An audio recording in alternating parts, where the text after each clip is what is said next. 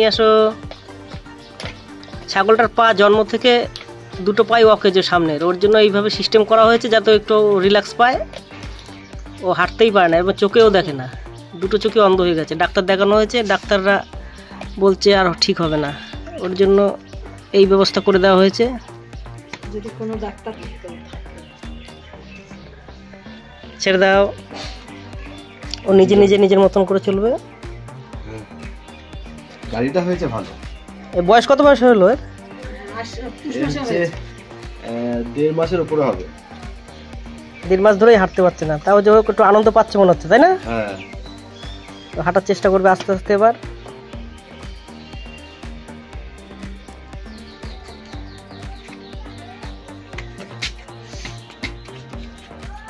পায়খানা করছে কিরকম দেখো। জানি তো দুধ খাওয়ালে সেফগ্রিনের মতো। যখনই ই হবে আস্তে আস্তে এরকম ঠেললে ও চলে যাবে সামনের দিকে, যেরকম করে যেতে পারবে। এমা এটা ইয়ে না ভ্যানে, এগুলো না